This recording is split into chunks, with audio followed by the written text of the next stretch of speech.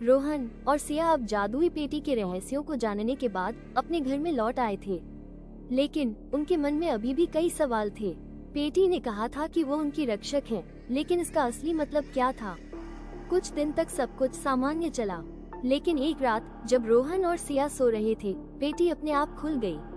एक धीमी फुसफुसाहट ने पूरे कमरे को भर दिया। धीमी फुसफुसाहट में, यहाँ कोई और भी है, एक तीसरा साथी जो तुम्हें धोखा देगा। फुसफुसाहट सुनकर सिया जाग गई। उसने देखा कि पेटी के अंदर से एक अजीब सा काला धुआं निकल रहा था।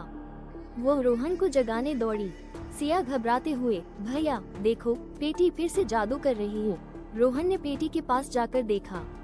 इस बार पेटी के अंदर एक चमकती हुई किताब थी। किताब के कवर पर लिखा था, तुम्हारा अंतिम रहस्य। रोहन और सिया ने किताब खोली।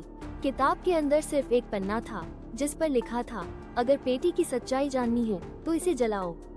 सिया हैरानी से बोली, भैया ये क्या मतलब है पेटी को जलाना?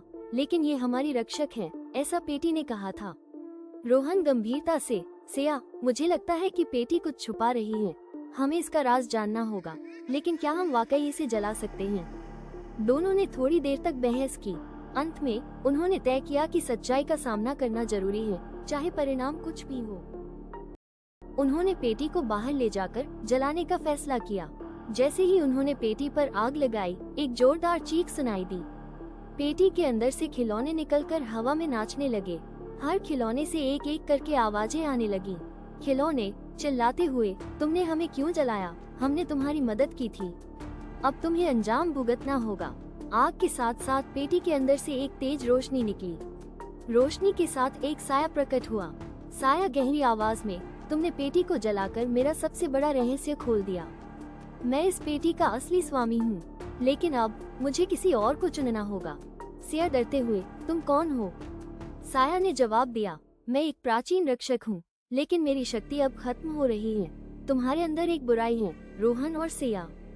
तुमने इसे खोला है, तो अब तुम्हें इसके साथ जीना होगा। रोशनी गायब हो गई और पेटी पूरी तरह से जलकर राख बन गई। लेकिन जैसे ही सब शांत हुआ, रोहन और सिया ने देखा कि उनके हाथ पर अजीब से निशान उभर आए थे। ये निशान तीर के आकार के थे, जैसे वे नक्शे पर देखा करते थे। सिया कांपते हुए बोली, भैया ये निशान क्या हैं? ये क्यों उभरे हैं? रोहन गंभीर आवाज में, शायद ये पेटी की आखिरी निशानी है, लेकिन मुझे लगता है कि ये निशान हमें किसी और रहस्य की ओर ले जाएंगे। पेटी अब खत्म हो चुकी थी, लेकिन उसका जादू रोहन और सिया के साथ रह गया था। क्या ये निशान उनके लिए नई मुसीबतें लेकर आएंगे? क्या पेटी का जादू सच में खत्म हुआ, या ये सिर्फ एक नई शुरुआत है? सच छिपा है, लेकिन कब तक? क्या रोहन और सिया के निशान का रहस्य आपको जानना है? कमेंट में बताएं। लाइक, सब्सक्राइब और घंटी का बटन दबाएं, ताकि आप इस रहस्यमयी सफर की अगली कहानी मिस न करें। मिलते हैं अगले वीडियो में। धन्यवाद।